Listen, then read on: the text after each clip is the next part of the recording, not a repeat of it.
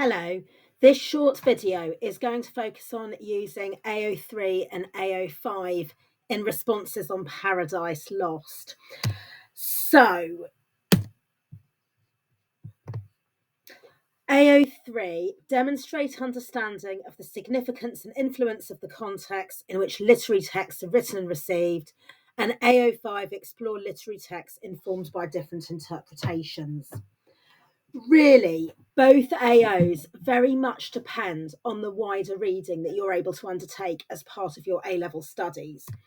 And I'm going to focus for the moment on this book here called by Francis C. Blessington. The title on the front is Paradise Lost, A Student's Companion to the Poem. The subtitle is actually Ideal and Tragic Epic. And Blessington very much focuses on the ways that Milton makes use of epic tradition throughout. It's a very, very useful book that I would encourage you to read. I'm only going to do some edited highlights here. So, what I want to focus on here is using a critical quotation and thinking about how you can use it to make your AO3, your context, highly specific and erudite, but also AO5. So this is a part of Blessington's book in which Satan is focused on. So, Milton's nephew tells us that Milton began the poem years before he actually decided to write the epic, with Satan's dramatic soliloquy in Book 4. Satan then was the focus and perhaps the inspiration for the poem. Satan creates the action of the poem, good and evil. As Milton conceived him, Satan is grandeur and power severed from conscience, a being who has the epic cast, but not the epic soul. Press pause for a moment and read Blessington's words through several times, and then decide what is Blessington saying here, which parts of this are context or contextually focused, and which parts of this are more opinionated and therefore more AO5, more critically focused. And press pause and read it through a few times.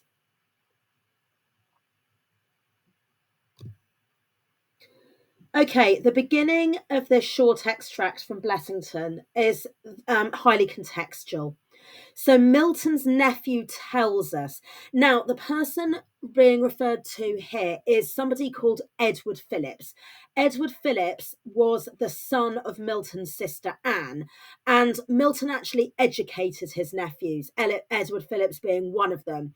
And Edward Phillips became Milton's first biographer. So when any critic makes a reference to Milton's nephew, in the context of telling us something about Milton's life, it usually refers to Edward Phillips, Milton's first biographer. So, according to Edward Phillips, who did know Milton very well, his uncle very well, when Milton first began to think about this, long before it even became an epic, you may recall Milton was initially interested in actually writing a drama about the fall. What Milton centered upon, according to Phillips, was Satan's dramatic soliloquy in Book 4, which is very famous. Evil be thou my good, be now my good. It's the moment at which Satan, in a sense, decides that there's no way back. He's definitely going to try and wreak havoc on God's creation. And Blessington argues that if Milton began by thinking about Satan, then we can see him as being the focus and perhaps the inspiration for the poem. We might recall here Blake's statement that Milton was a true poet and of the devil's party without knowing it. However, I would say what carries on in this is more critically focused. Satan creates the action of the poem, good and evil. That is clearly an opinion that, in a way, is up for debate. although God does not appear in book 9 and the Son, Jesus, does not appear in book 9, and indeed Raphael, who very much represents God to Adam and Eve at earlier stages of the epic, is a character in the poem, but he doesn't appear in Good 9. However, if we're looking at Paradise Lost as a whole, which critics invariably are, critics very rarely write about one book, as an A-level student would, then you can argue that do we see Satan as creating the action of the poem, or given that Milton is writing a theodicy, a defense of God, a defense of the problem of evil, justifying the ways of God to men, as it says in book 1, can you actually argue that Satan does create the action of the poem? So that's quite a debatable statement. As Milton conceived him, Satan is grandeur and power severed from conscience, a being who has the epic cast, but not the epic soul. By cast, think mould, something that encases. So Satan in many ways has the features of a tragic hero, is what Blessington is arguing here, or an epic hero. However, what he lacks, of course, is goodness, or an intrinsic goodness that is brought down. He has all the grandeur and power, but it is severed from conscience. So there's a really good example about how you can cite a critic, first of all, to make your context a little bit more specific and impressive sounding, but also, say I had a question on evil in book 9, I could simply embed the phrase Satan is grandeur and power severed from conscience, according to Francis C. Blessington. Now, I want to move on, however, to how I might use AO5 in a way that is evaluative, to show that I'm engaging with what a critic is saying. So what I would like you to do here is to press pause and read through this section of Blessington, which is about the aftermath of the fall. And again, work out what Blessington's saying. Think about, are there any little phrases here that you can see yourself being able to use in a variety of essays? Sometimes you can, dare I say it, learn a multifunctional critical quotation that could actually link into lots of different questions. Press pause now and have a read.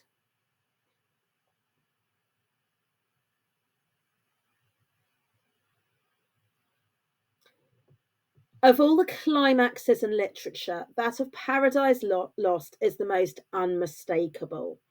Just to be clear, here in his use of climax, Blessington isn't necessarily using that word in a positive way. He's using the word in the sense that it's used often when tragic plots are described. For example, Freytag's Pyramid, which is a very famous way of describing the plot of a classic Greek or Shakespearean drama. Exposition, rising action, climax, which could be a crisis, and then the falling action, and then the denouement. On the narrative level, the characters shift from happiness to despair, so on the storytelling level. On the generic level, the epic shifts to tragedy. So by generic, Blessington means genre. He's looking. Indeed, what it says at the very beginning of book 9, I must shift these notes to tragic.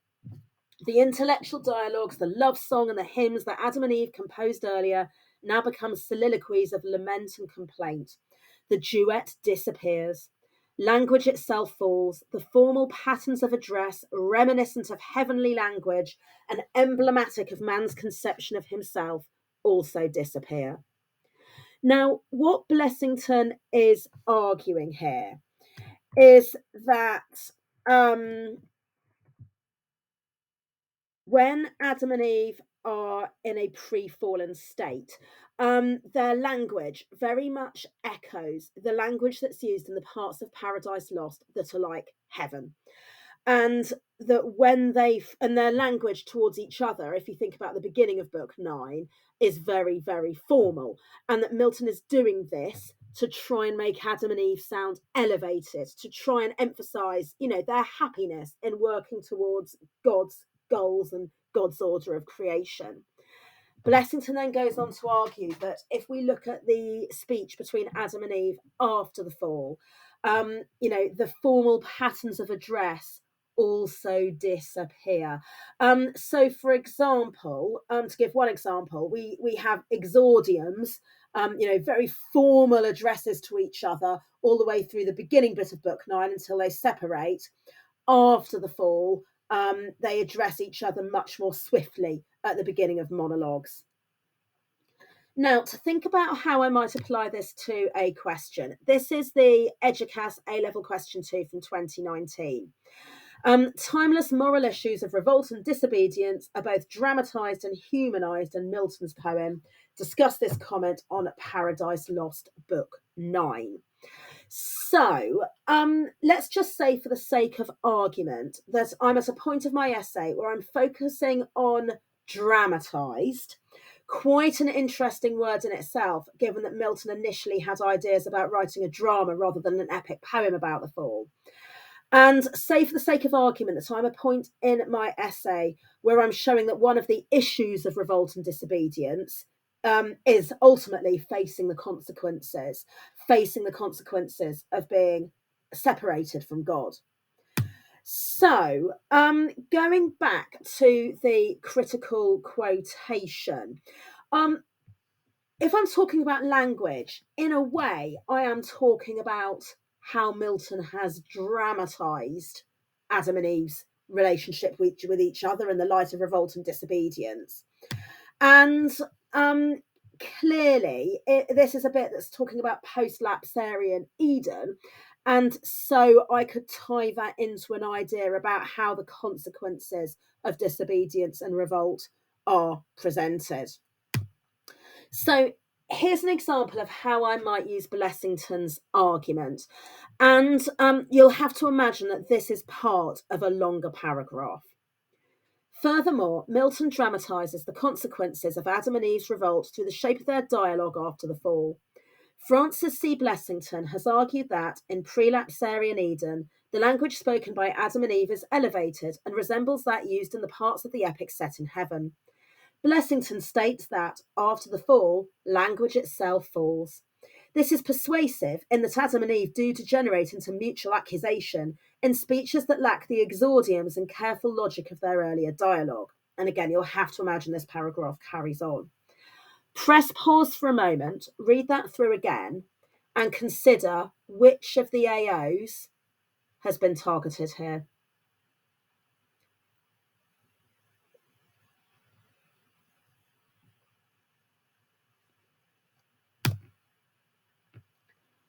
Okay, obviously, I want to keep the focus on the question, which is a very important part of AO1. And also to signpost my writing clearly. So, argumentative markers such as furthermore are used to show that, to signpost that I'm moving on to a new idea within my paragraph. And here, dramatises and revolt, those words appeared in the question that I'm answering. So it's very clear that I'm tying what I'm saying here to the question. So, in other words, we've got some AO1 here. Francis C. Blessington has argued that, in prelapsarian Eden, the language spoken by Adam and Eve is elevated and resembles that used in the parts of the epic set in heaven. Now, I'm bringing in some AO5 very explicitly here. One of the benefits of using named critics in your essays is that an examiner will certainly recognise that you are using AO5. It's more specific than just citing, very generalised critical ideas. What a Marxist critic might argue, what a feminist critic might argue. Using named critics shows knowledge, and it's far more specific. Again, in terms of meeting AO1, I'm using correct terminology such as prelapsarian, I'm pre-fallen, I'm showing my knowledge more widely. And although it's only one word, I've quoted Blessington here, elevated, which is from slightly earlier in the book. However, here, actually, Blessington was, referred, we said, to the way that Adam and Eve's language resembles parts of Paradise Lost that are set in heaven when they are in their pre-fallen state. So here, when I've added and resembles that used in the parts of the epic set in heaven, I'm actually demonstrating some literary contextual knowledge there, because I'm showing that I know bits about Paradise Lost that aren't in book 9, the one that I'm being examined on. Okay, Blessington states that after the fall, language itself falls. Again, this is incredibly brief. You know, I haven't had to memorize a huge quotation, but knowing it has made the answer more specific. This is persuasive in that Adam and Eve. Now, here, I'm not just, popping the quotation in. I'm trying to evaluate it, say something about it. This is persuasive in that. And you can see here a little bit of AO2. I've quoted book 9 itself, the very end of it, the idea that they fall into mutual accusation and speeches that lack the exordiums and careful logic of their earlier dialogue. And again, in my paragraph, I could go on to quote more, analyse more, and very much go on to, discuss the way that the consequences of revolt are dramatised in the poem, which is what the question was. So you're imagining that this is a very short part of a paragraph, but you can see that by knowing essentially 4 words from Blessington's book, I've been able to evaluate a critical view, drop in some context, bring in some analysis of the epic, and overall to tie it into the question that's asked on the day. Thank you.